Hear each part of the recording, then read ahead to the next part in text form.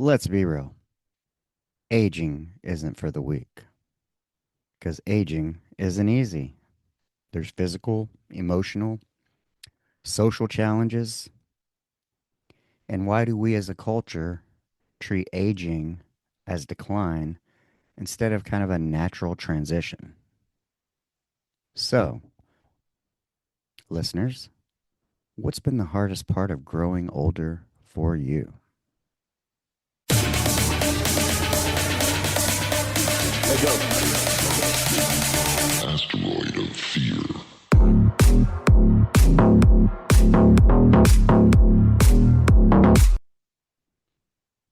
And welcome to another episode of Unfiltered Friday here at the Men of the House podcast.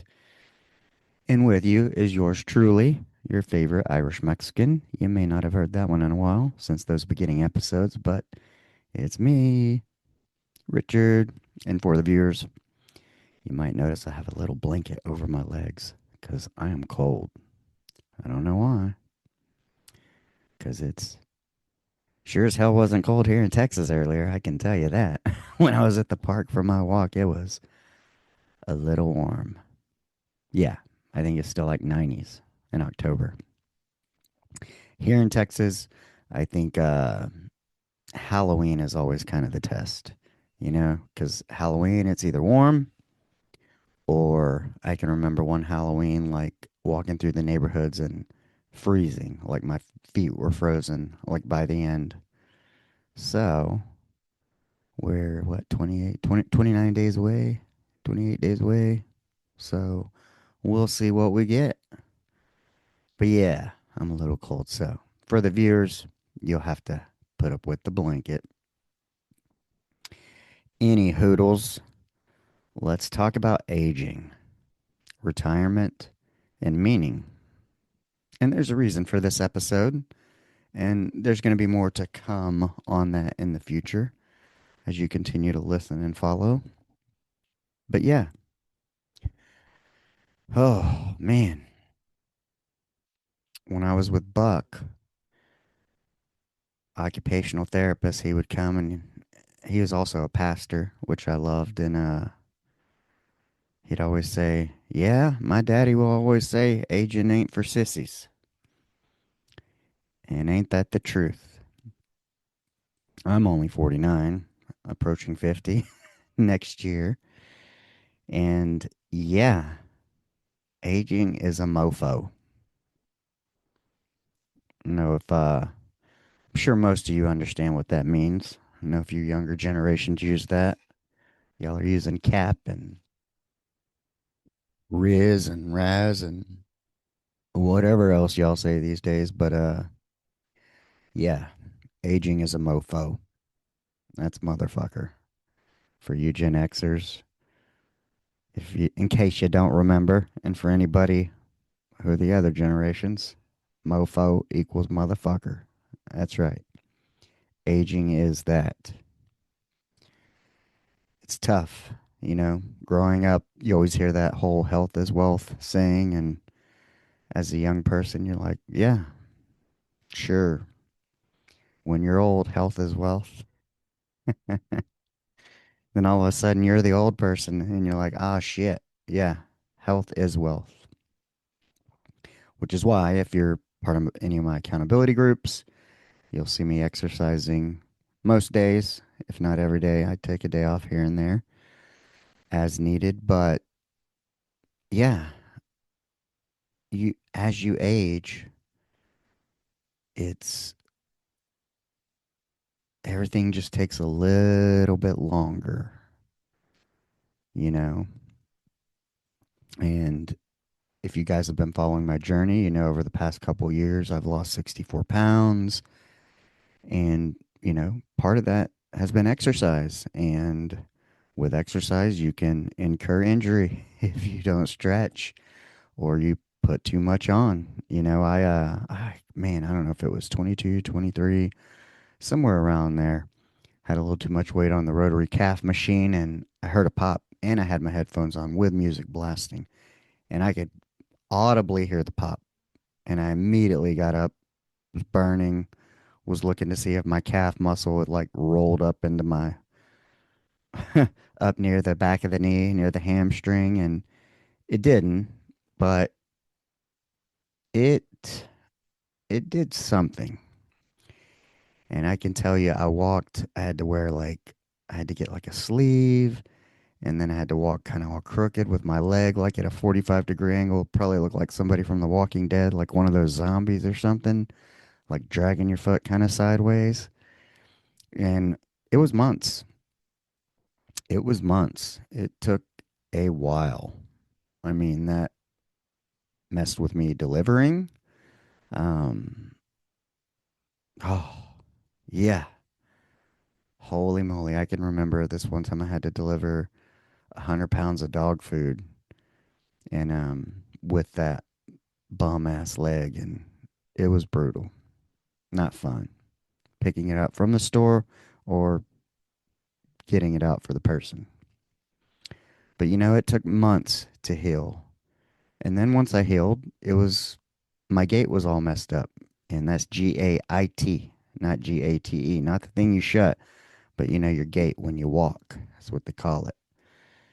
Then I didn't walk straight because now I finally could, but you know, you walk a couple of months dragging your foot at a 45-degree angle. Now your hips are kind of that way. Um, yeah. Then you kind of have to walk. You have to learn to walk normal again with your feet facing forward. But it messes up your hips, which messes up your back.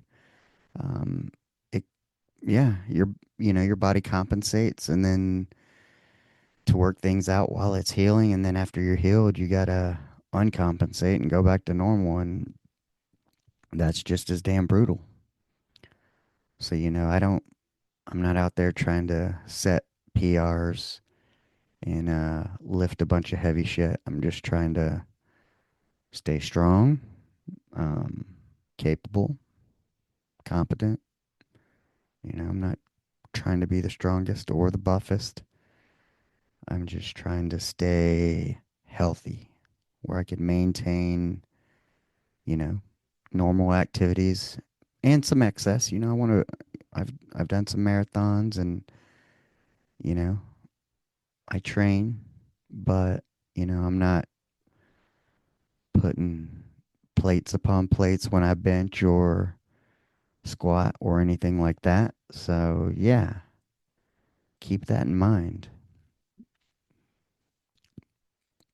But, that's kind of been, in a way, the hardest part for me is like the healing. Everything just takes a little bit longer. I hadn't had a tattoo in 12 years until I got this one for my daughter. And, it just took a little longer to heal. That's all. But that's kind of how everything goes. What else goes on with aging? So that's some of the physical challenges. Let's talk about some of the emotional and social challenges. Well, let's say, for instance, put it together like this. My wife and I met when I was 29. I believe she threw me my 30th birthday. Um, Socially, we were quite different. Um, our behaviors, our who we hung out with, the things we did, and um, emotionally, our relationship was growing. We're in different places in our 30s, chasing, I wouldn't really say chasing careers, but, just working, doing life, um, doing the whole, you go from an apartment to a house and maybe you make a little more money, you get a little more secure, stuff like that. Um, Now I'm at the end of my 40s, so it's quite different uh, emotionally and socially. Our relationship is further along. What we talk about is different. Socially, we're not going out to clubs and bars and stuff like that. Although for Mother's Day, I did take her out to a comedy club and her birthday. So we still like to have fun, and I still go to shows. I still go to concerts, both for entertainment, my soul, and to meet people. Shout out Alex and Ryan McCauley. If you haven't listened to Ryan's episode, he makes handcrafted pipes here in Texas. Go check them out. Smoking Briar Barrels or Smoking Barrel Briars, one of the two. But cool dudes, um, great episodes, and that's why I go. And so, yeah, I don't have as many friends, but like I have my best friend Andrew, who 42, 43 years of friendship since we were 6 years old, first grade. Evan, shout out Evan, he's a listener. We went to kindergarten together all the way up, and he's been listening to the podcast, and I talked to him, which I enjoy quite a bit. And, you know, I would say Scotty G, yeah. Um, the people you talk to or hang out with, I feel like the relationships are more meaningful. I feel like when you're younger, it's quantity. You have like a lot of acquaintances and maybe a few close people. And the older you get, you have less people, but maybe they're all kind of close. You're a little more open with them. And and they're all around my age too, so we share some of the same things. It's but yeah, I spent the past couple of years, it's like you drop 64 pounds, you go from 9 prescriptions to one, and then your body changes, and now you had to add two, hopefully temporarily. Hopefully they're not permanent issues and they're just temporary things that going on.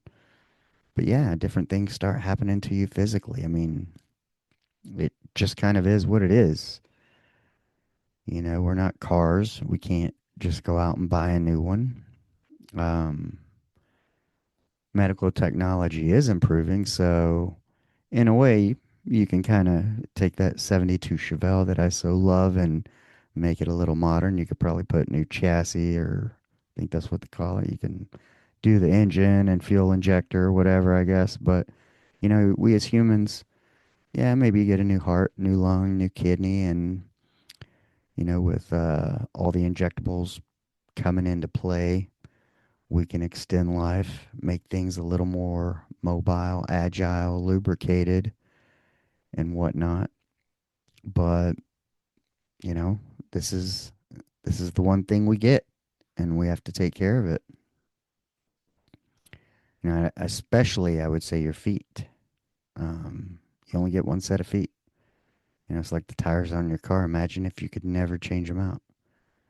Um, Maybe our equivalent is shoes. So wear good shoes. Take care of your feet, especially if you're on them. You can tell the difference where your money goes um, when you buy some good shoes. So yeah, those are kind of some of the challenges that I've had up until the 40s. Um, and then I've had the privilege of helping other people in their 60s and 70s, and even Buck when he was in his 90s. And yeah, the challenges get different. For those of you who know Buck's story, it's like he was independent. I mean, on a walker, but he lived alone, dressed himself. My wife would go over for 9 hours a week and clean and, maybe cook him some stuff and clean, take him somewhere. But it didn't take very long, and he never walked again, because they didn't ambulate him in the rehab hospital enough. They didn't put him on the walker. They kept putting him in a chair. Um, and once you lose it, it is so hard to get back. I mean, every day I feel like, oh, like I'm tired. I don't want to exercise. I don't want to go for a walk. It's like, do it while you can. One day you won't be able to, and you'll wish you had. It's like thinking about Buck. The last 3.5 months of his life were between the bed and the wheelchair. No walking. So take advantage of it. You have to work to keep it. You have to hold on to it tight. It's going to be painful. It's going to be difficult. But if you do, like they always say, like pull ups, if you're new to pull ups, like you might get one, maybe not even one. But if you practice them, I can remember where I couldn't do one pull up and then I had to do assisted pull ups. And then at some point I was doing 3 sets of 12. And my boss used to always say, no, they're not hard if you do them. Well, walking is the same way. Staying up. It's not hard if you do it. But if you don't, and you don't do it on a regular basis, you lose it. And it goes by quick. My dad, he's on a walker and a cane, switches between the two. Another gentleman we care for in a wheelchair. He's actually getting better, though, where he can actually stand up. But he had walked it once and had a broken leg. And yeah, man, life will get you, it will take you out. Lots of aches and pains. But it's shitty, because here it's like, why do we treat aging as a decline as opposed to like a natural transition? I mean, well, one of the reasons, like I remember hearing this podcast and they were talking about using, oh, it's one of those diabetes medications. It's like the most popular one. Um, Starts with an M, maybe. Um, but he was talking about like that and resveratrol and different things to extend life, and how like a lot of these treatments aren't covered by insurance because aging isn't considered a disease. It's considered a natural process, and therefore insurance doesn't want to pay for supplements or anything to keep you alive longer. I guess unless you're sick, yeah, they'll sure as hell kick out for that, but they don't like to kick out for prevention or making the world healthier. Yet they like to decline every fucking claim. I mean, they declined Ben Askren a double lung transplant, the insurance company. Hmm. Yeah, I don't know. That is the other reason you have got to be proactive and take care of yourself, because the healthcare system is fucked. It needs a major overhaul. It's capitalist driven. Um, yeah, I mean, any business, yes, has to make money to stay in business. I fucking get it. No money, no mission. But I mean, you know, a nonprofit CEO doesn't need to make 500,000 or more. Um, yeah, we'll stay out of that. But let's just say you need to take care of yourself, because insurance, doctors, those places aren't going to cover it. Although there are tons of new services and stuff popping up. Of course, they're mostly self pay, but they're coming across new things in different places. And if you listen to podcasts, wellness podcasts, I mean, it's growing. Research. Um, they're opening up other alternatives like psychedelics for PTSD, stuff like that. And so, yeah, I don't know how I feel about, I feel positive about it. I just wish it weren't reserved. Health shouldn't just be sick people. Health shouldn't, healthcare shouldn't have this negative connotation. I feel like healthcare should be this positive thing that everyone, the same fucking way you take your car for an oil change and new tires, like that. It should be like, check in, do your thing. I think certain things, I guess, if you have insurance, should be covered. Um, do I feel like healthcare should be free? I don't know about that. You look at some of the places that try that. Um, I don't think their success is much greater, but surely there's somewhere in between a model, a hybrid model. Um,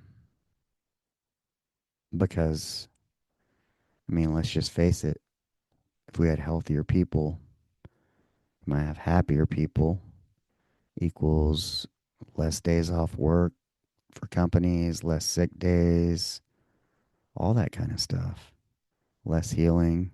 But then you kind of get into the whole free will thing. I mean, if somebody wants to drive through McDonald's and eat a day's worth of calories at one of their 3 or 4 meals, then they have the freedom to do that, you know? But that is not contributing. That's going to make aging way more difficult. And that's why aging can be difficult. Part of it is we just make poor choices.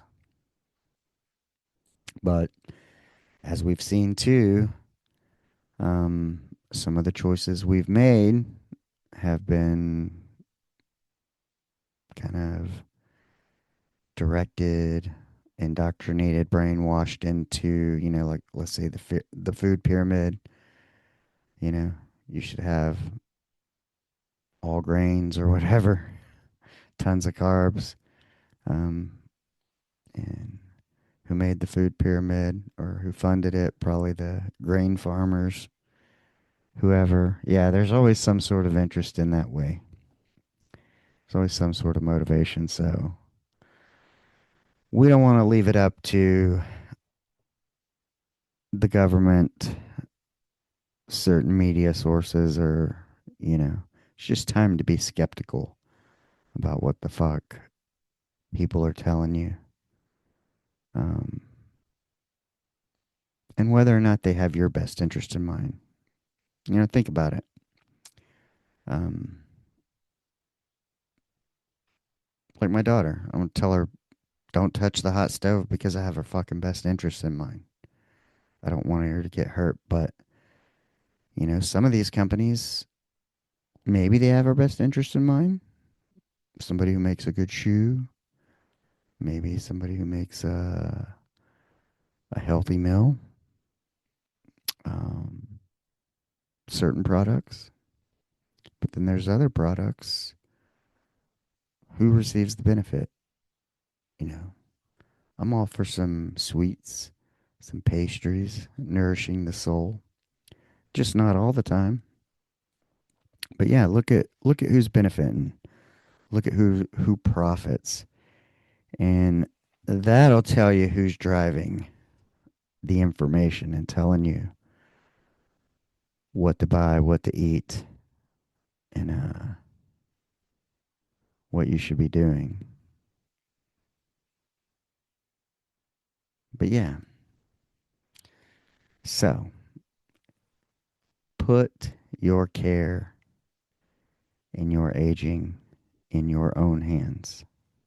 Starting today with this episode, aging is a bitch. So help yourself out, especially if you're a younger listener. And if you're an older listener, just start with a better decision. You know, each time you open your mouth, you have the ability to say something nice or something negative. Each time you open your mouth, you have the ability to put something positive in it or something negative in it that's going to harm you. So, yeah, it's moment by moment.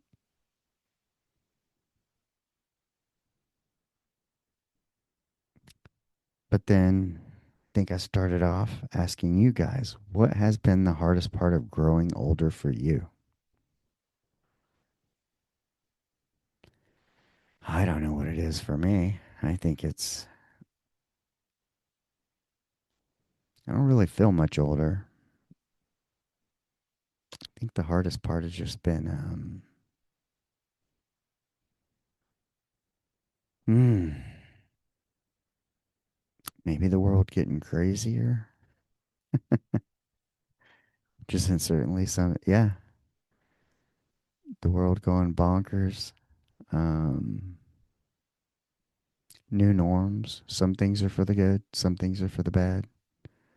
I'm certainly, I definitely like things that make life easier and or conveniences and or better products.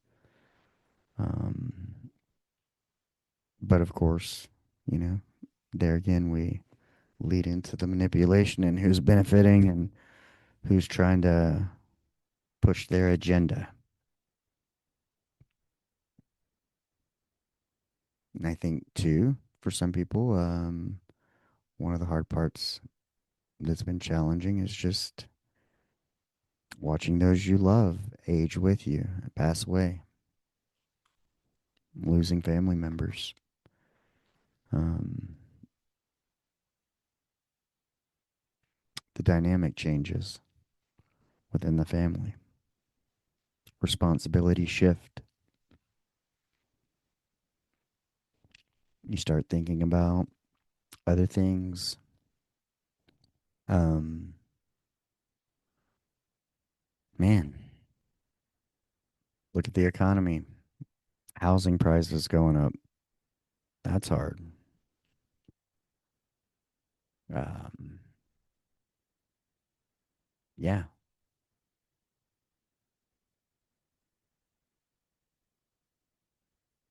just things changing, inflating, health issues, politics. I mean, you are getting older, you are aging. Those are things that are happening, not necessarily physical, but social and emotional for sure.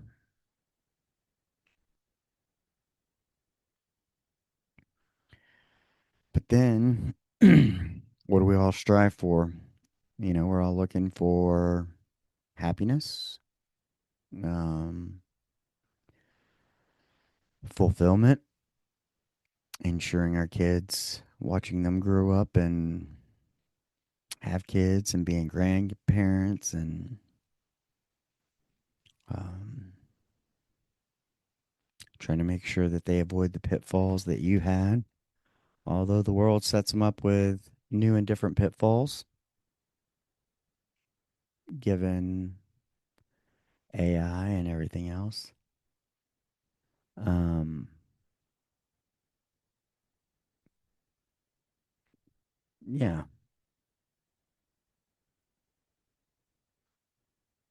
So I'm 50. Let's say 15 years. Well, I'll be 65.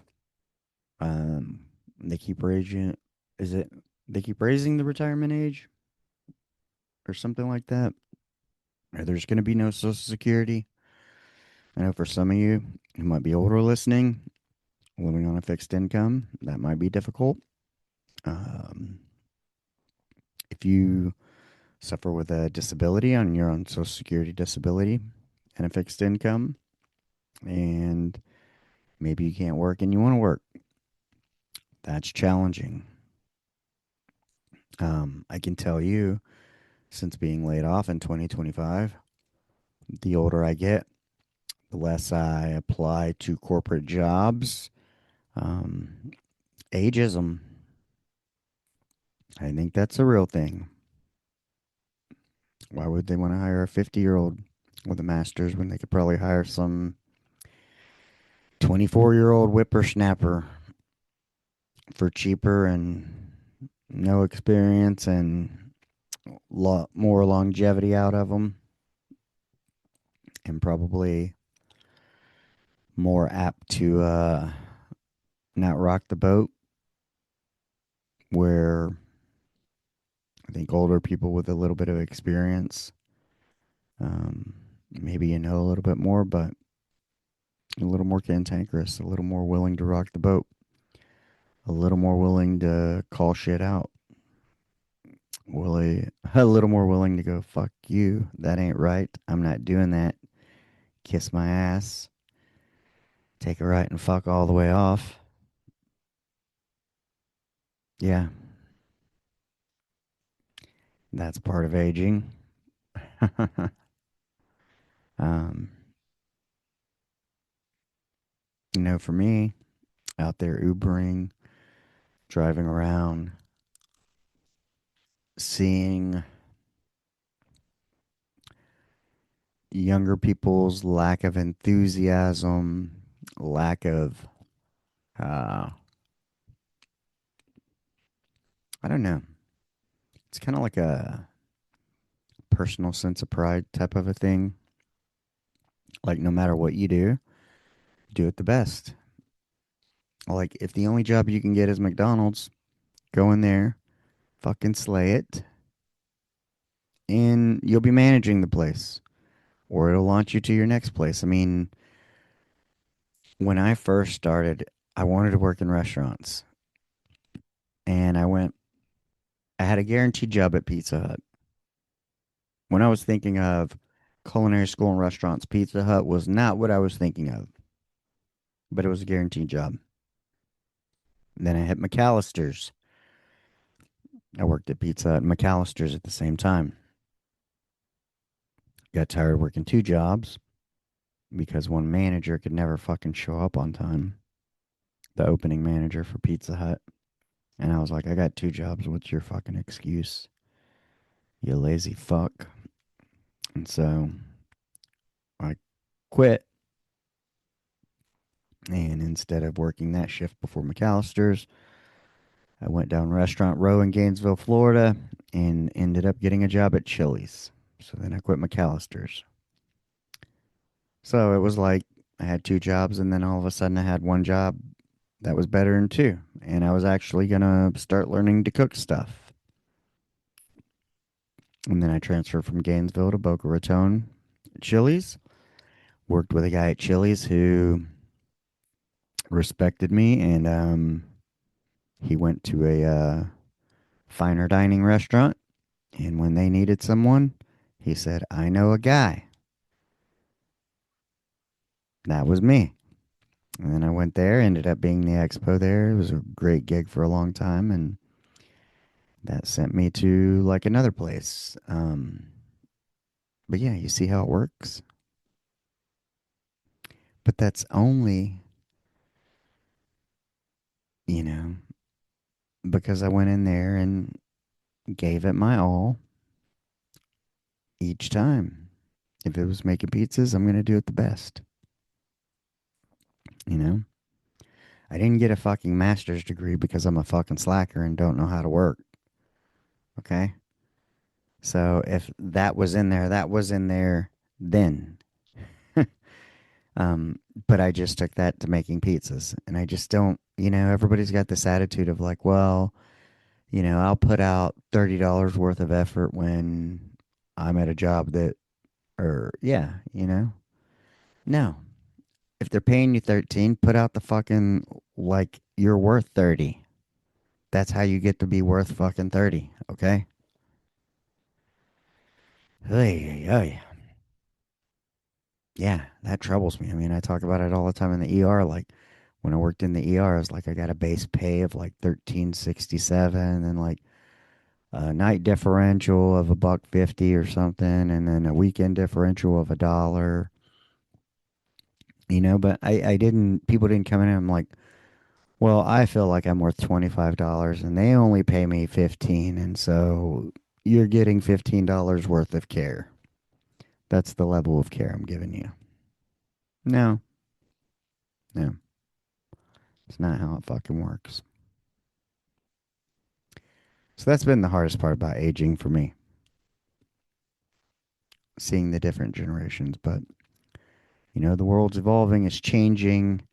Um, I don't know for the better. Some things for the better, some things not for the better. But, there's going to be, I already know, I mean, there's kids and people out there with capabilities to take us into the future, hopefully on a positive note and make things better. But as that speaks to aging, as we get to this crossroads here, you know, it's shifting the lens and like people start retiring and these younger people are going to come in. And, I don't know how that works. Are the young people like, all right, old people, we know better than you. Get the fuck out of the way so we can do our thing. Or will it be like a transfer of information of like, hey, should this happen, you might need to know this. Like, I don't know, like, you got to know how to do downtime procedures. When never failed, Saturday night, the witching hour, 12 to 3 in the morning, IT wants to fucking upgrade the hospital's computer systems, and the ER has to write shit on whiteboards and paper charts and all that. Um, because it's the most convenient time when nobody else is working. But knowing different things, different skills, if the younger people and the older people, if they don't communicate and transfer some of that knowledge, it gets lost. It's like thinking about like if you listen to Jocko's podcast and his products and Origin, and you follow that whole story, bringing kind of like American manufacturing back and how they bought this old loom. And, I can't remember exactly. You'll have to find the episode or something, but, you know, there wasn't many people that knew how to operate that thing. And, that knowledge is getting lost. It's the same of people make new shoes or cheap shoes or this or that, the other. It's like, um, how many cobblers do you know? How many people do you know that do shoe or boot repair? I mean, I had a couple of pair of Rockports for a long time that were just so comfortable. Instead of buying new shoes, I'd go get them resold. Um, it's harder to find these days. Um, People aren't thinking about that. You know, these other generations are, used to when it was you want to grow up and be maybe an actor or a rock star if you were shooting for the stars. Or you might want to be an astronaut. Get it? A little double one there. Double dad joke. Um, but it's like now every kid wants to be a YouTuber. Nobody's saying firefighters, law enforcement officers, be a soldier. Proud to be an American. I mean, I graduated high school a year early and couldn't wait to go in the military and get the fuck out of here. It's like I know there's a whole world out there. Let me go see it. So yeah, and only if oh yeah, I could have retired at 37. I'd been retired for 12 years now. If I just kept my mouth shut and stayed in the military for 20 years, I'd be retired. But clearly at a young age, and you would still have purpose and shit you want to do. So, finding purpose post retirement. You see this a lot A lot of the podcasts I listen to, Mike Drop, Sean Ryan Show, some of these veteran podcasts, um,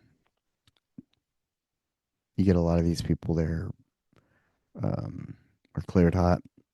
They get medically retired, and now all of a sudden they don't have a purpose. Maybe they got shot. Maybe they can't contribute to the team anymore.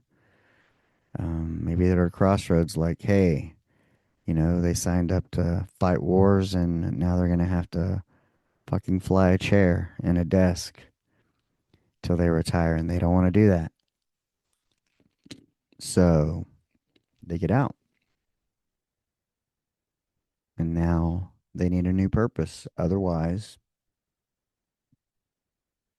you know, sitting on the beach drinking vodka sodas or pina coladas is only good for so long, or having nothing to do, but man needs purpose. And so, a lot of these veterans, they come out and their whole purpose was taken away from them. Sometimes voluntarily, sometimes by an IED or a gunshot. Um, and then all of a sudden, now what do I do? And then you go out into the normal world and civilians, it's hard to adjust when you go to a place that's very organized, very formal. I mean, I even had trouble with this working in restaurants in the 90s. It's a certain culture. There's a lot of yelling, a lot of cursing, a lot of hierarchy and position. And then you go into today's world and everybody's butt hurt over everything, over the truth. So, yeah, but, that's just one little piece of it. But purpose, you take that whole purpose away. I mean, me, let's not call it retirement. Let's call it the layoff I had. I didn't have purpose for a little bit. And I kept applying to jobs and turned some down. And at some point, you're like, oh, I don't know. I wanted to keep my daughter here, and then I'm looking for other stuff, looking for purpose. Buck came along. That gave me some purpose. I felt like that was totally in my wheelhouse, totally my purpose. I prayed about it. Um, I was more than happy to do that for him.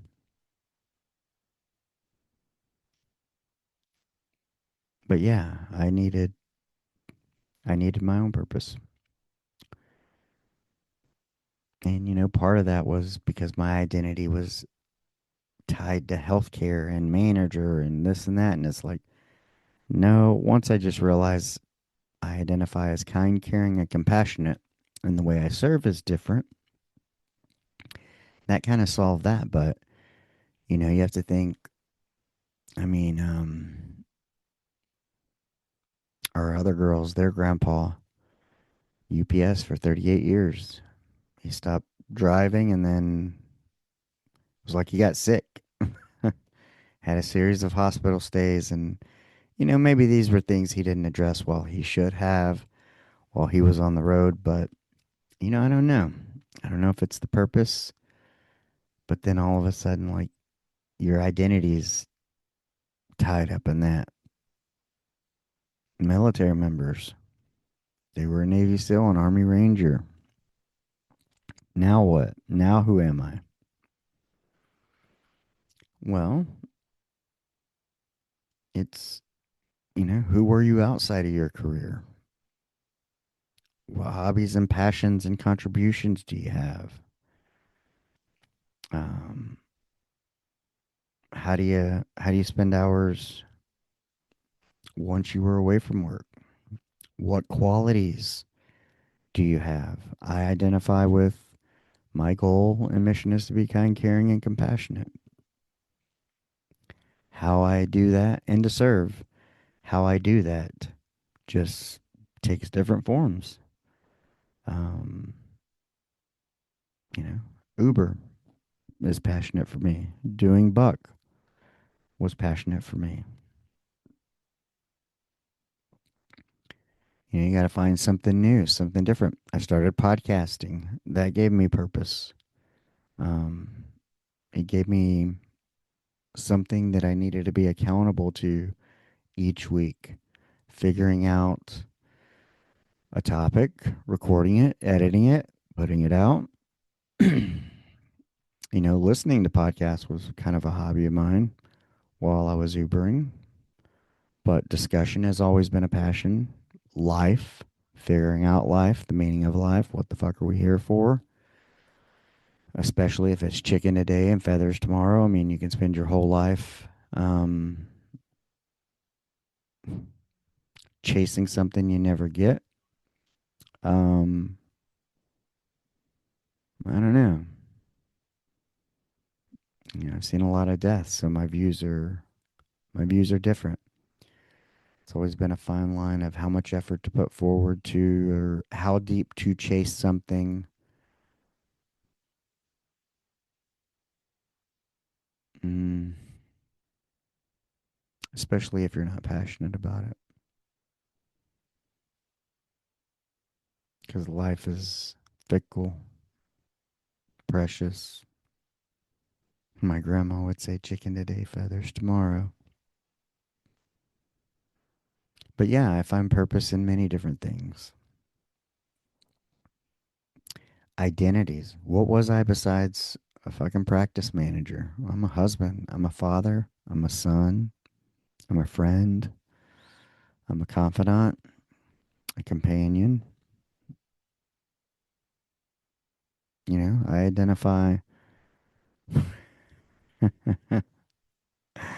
uh, Almost made me vomit. He, him. I, I, I wear a lot of different hats. I identify as a lot of different things. All male and masculine, though. All aligned with what you see the way I came out. I haven't. I'm factory. There's been no modifications, no lifts or anything like that. No extra traction. But yeah, post retirement, I think about I think about our other kids' grandparents, and uh, he didn't really take on it. Yard work, projects, maybe spending more time with one another, getting on each other's nerves, buying new cars. But usually, like as the grandparents retire and get older, the kids get older, and the joy is doing it for them. They're not driving as much, they don't need as much. So whether it's contributing to the kids having nice cars, um, yeah, different different things. I mean, like me is I don't need much. I have a set of shirts, a set of shorts, some socks. I wear the same things other than buying new shoes, a haircut. I'd rather my daughter have it. She's the one who enjoys it. I don't need much. I don't require much. And so I feel like kind of grandparents are the same way. I mean, my dad, who's retired, and a grandfather is the same way. His joy is getting to support me podcasting, contribute to that, for him to say, I think you should, and here's some money to buy some equipment. And when nobody else would support it, he did, you know? And then him visiting my daughter and getting her stuff as she's grown, and maybe like something special she wanted, or now she's at that age she can request Apple Cash for ice cream or this or that the other. Um, and yeah, he gets she knows if she needs something, she can hit the Apple request and Pappy or Grandpa will send it to her. And he gets fulfillment out of that. And then, of course, him and I spend a lot of time together, him and my wife, because we both take him to appointments and do caregiving for him. So, yeah, or when I go watch UFC with him and we, order a pizza or do something like that. So, yeah, a lot of things change, but they kind of get better. And I don't know, he's the level of conversation, like between my dad and I. We just talk about different things, real things. And that's something like you, if you're an older listener, think about that. You were that age once. And think about when your son was a little kid and maybe you hid the truth, couldn't tell him, or protected him for his own sake. And now you can actually have truly, um, you know, truthful conversations from the heart. So, I mean, I think, and that's kind of one of the things. I mean, it's our household is me, my mom, my wife, my grandma, and my cousin. And so it's like my grandmother gets to see her granddaughter every day. And my daughter gets to see her grandma every day and gets to see her grandpa often. She's going to know them. She's going to know their quirks because they both got some, but then both of their blessings too. Um, and then sometimes, I love it like when my wife, my mom, and my daughter go places together and it's kind of girls' night, but I'm looking forward to a point where, me and my wife start maybe dating more, having a date night, and my mom and my daughter spend time together. And maybe, my daughter asks, like, hey, what was it like growing up? Because my mom grew up in a whole different time, in a much poorer time in rural San Antonio when they used outhouses. Like, I don't think my mom's like, she didn't wear shoes till they moved here when she was, I don't know if she was 9 or 12. And my uncle Leroy was very young, but yeah, they didn't speak English, wear shoes, used an outhouse, ate rice and beans and tortillas and whatever they raised or killed, pigs and deer. Made tamales every year. That was the Mexican culture. Then they moved to East Texas, and amongst the white men and the oil boom, and it's time to assimilate. Therefore, I got shorted on speaking Spanish. Thanks. And my mom's made her whole living life as an interpreter. Yeah, I could still be speaking, but in Spanish as an interpreter. Not had to do some of the bullshit ass jobs I've had to do. Some were good, some were bullshit, and some were just the people. Think about it. People at the tops of a lot of places. I mean, they got there because they didn't make any waves. They didn't rock the boat. They're easy to get along with. They go along to get along because make no mistake about it, whether it's board members or shareholders or whoever the fuck is out there pulling the strings, behind everything, whether it's these all the riots you see, all the Ten Commandments in the church, and there's lots of old oil money, probably secret billionaires and shit who aren't in the public eye that people don't know about, who are healthy donors and contribute to all these agendas that do nothing but divide us. But yeah, it'd be interesting. I want my daughter to have that time with her mom and her dad, and because my dad would tell me about. But when I was a kid, they still had Big Chief tablets. But he would say that's all we had, and we got upgraded to like Trapper Keepers. I think they might be back now. Yeah, that was the cool shit. But yeah, I don't know. Depending on what age you are listening to this, it all applies different. If you're in my age and you have parents who are in their 70s and 80s and they, you know, have good days and bad days and medical problems, or some of the people we've cared for who fail to thrive and they don't want to live anymore and they're on dialysis and they're like, fuck it, I just don't want to do it anymore. I'm fucking tired. I don't want to do it anymore. And you gotta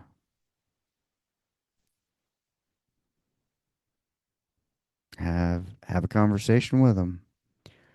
Sometimes it's got to be a heartfelt one. Sometimes it's got to be up to them. Sometimes you gotta fucking treat them like physicians and make them think it's their idea and they'll fucking do it. As long as they think it's their idea and they fucking get credit for it. Because, you know, some doctors think they're all that and a bag of chips. I know a few that are. Don't get me wrong.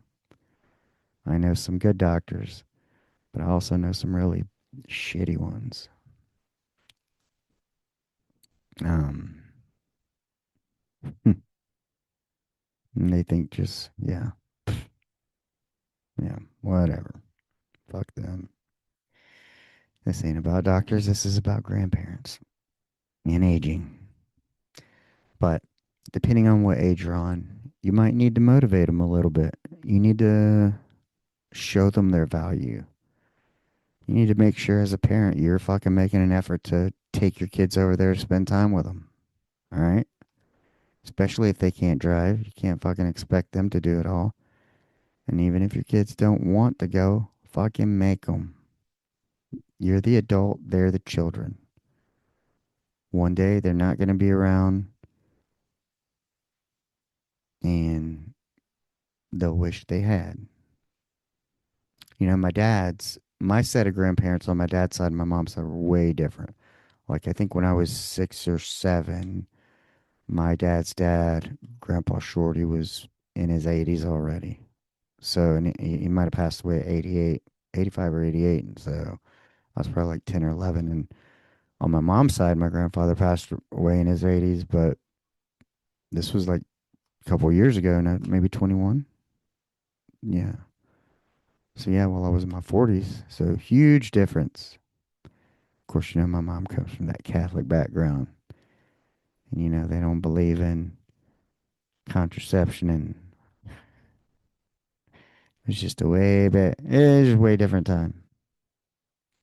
Well, my grandpa Shorty, he had, my dad comes from a family of 13. I think there was like two families, and maybe his first wife passed away, and they had like, so 5 or 6 with one wife, and then another 5 or 6. So, yeah. But he was born in the 1898 or 1901. I don't know. I just know that they his name was J.G. Shorty. They called him, well, his name was J.G. Kraft. They called him Shorty. Um, Said the J.G. was just J.G., maybe named after a famous preacher in Virginia, Georgia or something. In the early days, I don't know, but I like the name. Maybe I'll come up with my own line of edibles and call them J.G. Shorties. But yeah, my grandpa Shorty, man, it's like if I had been older and he'd been different because he was sit on the front porch with the walker, straw hat, pipe, dipping. But he played banjo. He played in all the juke joints around here, um, local. And, I wish I could have learned, like, heard him play, got, or shared that with him, wanting to start to play. I mean, I did a great interview too. Alan Meisner. Go listen to it. Is it episode 40? I don't know. But what I do remember, he talks about this as a grandparent and maintaining your fitness. He talked about his grandchild was kind of standoffish, and he's like, oh, like, I know he likes SpongeBob, so I'm going to pull it up on the tablet and show it to him. And, there's little things like you need to get down on their level sometimes when you're talking to a child, but it's like, he didn't want to sit in his lap. He was kind of standoffish, but the grandchild was playing in the floor, and he's like, I laid down in the floor with the tablet and started watching it, and it changed the whole dynamic. But guess what? He can get on and off the floor as a grandparent. That makes a difference. So part of like aging, getting in shape, depends on what kind of grandparent you can be. Now, if you're an older grandparent, you can't get on the floor, but let's say you got older grandkids. Surely, you have something in your head of this is something you should absolutely never fucking do. Or if you ever get the chance to do this because I wish I had. Or to give some encouragement and say, I wish I'd had tried that. Or if they had had that in my time, I would have tried that. This time for like cutting people down, telling them they can't, I don't think they can, fuck all that. I came from a Mexican household and everything was just different, and you know my story. I was always told what the fuck I couldn't do or what I was never going to be able to do. Because you're short, you're brown, you're whatever, have asthma. But yeah, you can do a fucking lot. The world needs some encouragement. Encourage them to go outside. Hey, when I was a kid, we used to fucking go outside. We didn't have video games. What'd y'all do? We built a fort, built a fire. Show them how to build a fire, even if it's in your front yard. Take some kindling, take a small build. You know, if they're 13 and you're 80 and you can't dig, have them fucking dig a hole and build a rock pit. Maybe make a little fire pit you can sit around and tell stories. Something that's not on a device. Something that's, can you play guitar? You could sit around a fire and play guitar and sing. Harmonica, do you have a skill like that? My grandpa could shoot a slingshot. I remember I had a slingshot one time. He's like, let me see that thing. He's like, we used to kill rabbits and shit with this because, I mean, that's what they had to fucking do to eat. I shit you not, my grandpa took that slingshot and ding, ding, ding, fucking knocked over everything. Like, he'd never fucking missed a beat and hadn't picked one up in a while. I was like, holy shit. But it was cool, you know? You just don't see that anymore. But, like, that's what they had to do. And that's fun. I'm a Gen Xer. I grew up half outside and half in the computer game, but yeah, there's a lot of opportunity. Don't base your value on your age, what you can do. Um, I mean, wisdom, resource. Wisdom equals resource. Encyclopedias, remember encyclopedia salesman? Rotary phones. Maybe a funny story. I don't know. If you're an old grandpa, maybe tell a dick and fart joke to your to your grandson. I don't know. I'm 49. I still find them funny. Um, I don't know about the younger generations. The everybody needs a hug, everybody gets a trophy shit. I don't know about that. Don't get me wrong. I'm all for encouraging and positivity. Um, and no, I don't think everybody should do everything. But I certainly I believe in sensitivity to emotion and mental health. I believe mental health is a real thing that just because you can see a broken arm and you can't see what's going on in somebody's head, but um, I don't know if some of mm,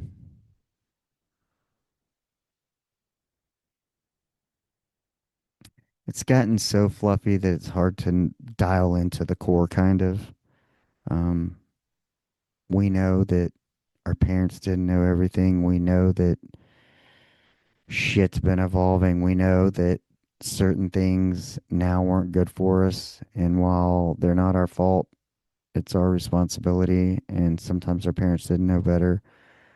We can't fucking blame them. Um, so we got to cut out that shit, but we got to figure out how to move forward and together because it's just different times. Resources are different. Everything is different.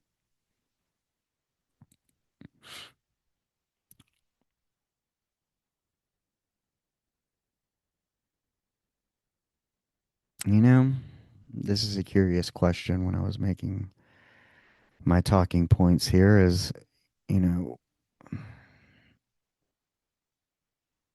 why does society undervalue lived experience? You've never been in a situation till you've been in it, unless you know somebody who's been in it and they know how to deal with it. Here's a good one. What mistake do you wish the next generation wouldn't repeat? What failure taught you the most that you'd be willing to share openly? Ask yourself those questions. Ask your grandparents, your parents, those questions if they're still alive.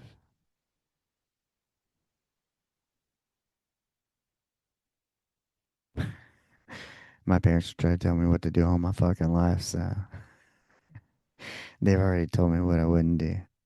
Well, one thing wasn't podcasting, but I think I'm onto something that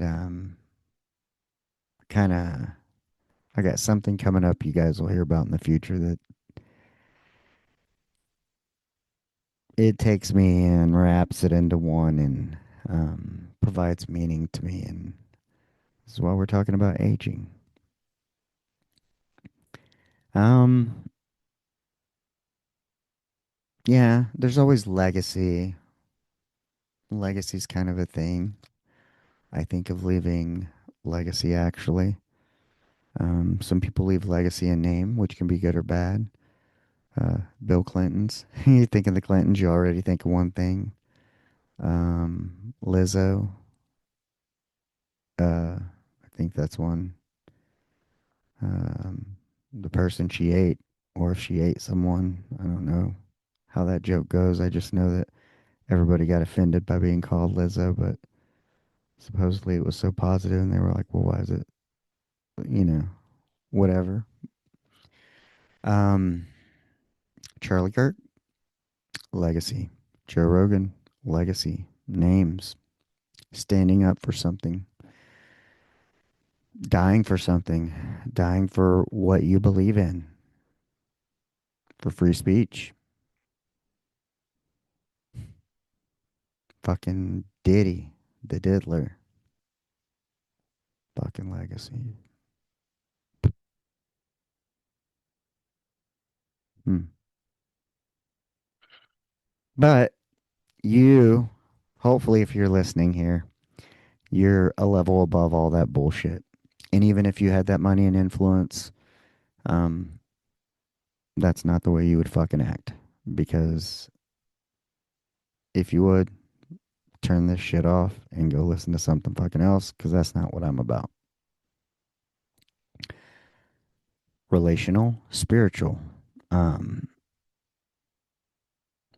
yeah, I was having this talk with my daughter. I'm working on, I wanted to do, I got some coaching certificates, which will be useful. I have a master's in healthcare, a bachelor's in health and kinese, and I've been a personal trainer. I've worked in the ER. I've managed primary care clinics that had urgent care and all the other visiting service lines. Um, I was a live-in caregiver for Buck. I still do some caregiving here and there. Um, but I want to build something because I still go visit some of these people I've helped, and sometimes just to visit. But I'm working on something that, with the podcast, and a few other projects that I want to fold my family into so they don't have to participate in corporate America and contribute to problems. And hopefully I can leave a legacy of something that, I was riding home with my daughter and we were stuck in construction. I know it was the best. And three or four people told me, do not fucking go through there. It is construction. And my dumb ass said, I know, I know, I know. I know. I'm the smartest. I'm the best. I know, I know. I know you got it. Got distracted because I had asked my daughter, do you want me to pick you up something when I pick you up? She just goes, no, come and get me. And then she like says, I'm hungry. And that diverted my attention. And we ended up, and my wife's like, oh, don't worry. It goes by fast. Like, con- torn up road at a four-way stop. I go, yeah, you weren't here between 5 and 6 p.m. So no, it doesn't go fast. But it did give my daughter and I an opportunity to have a great conversation. And like real, she's 11 now and she understands things different. She almost finished my sentence when I was telling her about my idea and what I want to do for this thing I'm building. And I said, I want it to outlive me. I want you something you can. She goes, that I can take over? I said, exactly. That's what I want. And because of what this project means to me, when you guys hear it, you'll understand why. You'll understand why. And that's what I want to leave with the world with a legacy. That of fucking humanity. Like Buck. Why did you Buck humanity? He asked us to. I prayed.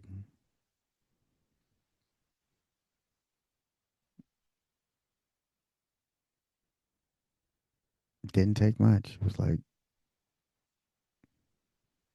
God, do I do this? Or it was almost like I didn't even need to ask, like I knew the answer was yes, even though I prayed about it.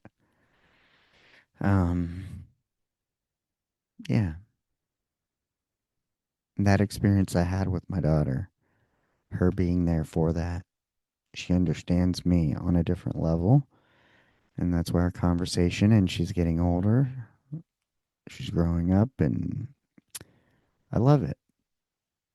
And so as you age, if you're 70s and your 80s, they have that too. It's about engaging in that conversation, asking those questions, talking about dreams, asking them about their dreams. I mean, man, Buck told me so much. It was the best because I had actually read books on the Great Depression as I was finishing up my undergrad. I had to fucking take that class or I wasn't going to graduate. It was my last class, summer two. If not, I was going to have to wait a whole other fucking 4 months. And that was not happening for one class. So I bit the bullet. History since the World Wars. And I thought we were going to be reading fucking World War II books. And I was excited and read about the damn Great Depression. Motherfucker. But then it was crazy because that's like 2005, 2006. You start seeing the parallels. 2008, you saw the crash. And then I got to spend all that time with Buck, and he talked about his parents living through it. Yeah. And then you talk about you just to learn to appreciate different things. And man, if you just sit and listen, you can learn so much. But I have a master's. I love school. I love learning. I got shelves of books. I got more books than I can read. I'm reading probably three or four books at a time, and everything else, consuming content like a madman. Sometimes I sleep with, or don't sleep with stuff in. But yeah,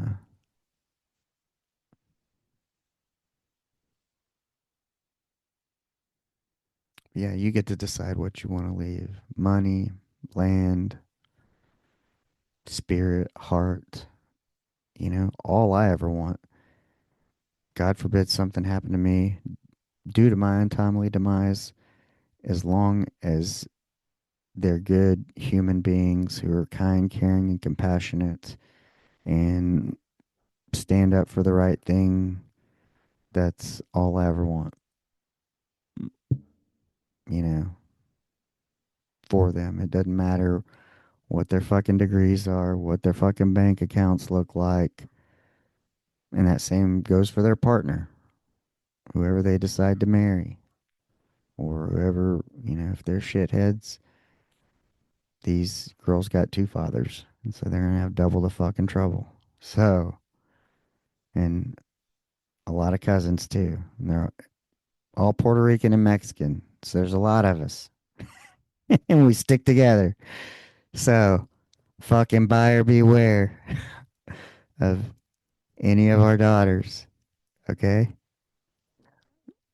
Be fucking where. Mexican, Puerto Rican, both sides, lots of family. I might have been the only one not in jail or hasn't been to jail, so with the master's degree. So yeah. Um, Listen to my words so you don't have to deal with whatever they're going to bring to you. So if you happen to be dating any of our kids or ever plan to, you better be on fucking point.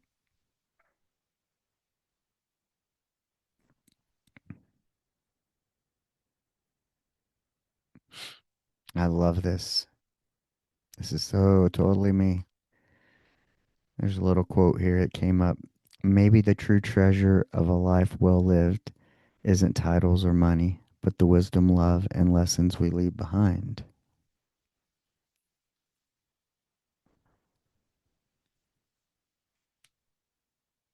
I think I just said something like that. What wisdom do you carry that someone else needs to hear? What knowledge do you have that you can share and pass on? You know, that makes you valuable regardless of your age or what stage in life you're at. Wisdom and knowledge and love to pass on. So yeah, I don't know. I'm excited to tell you guys what I'm building. Excited to get you guys engaged and following. And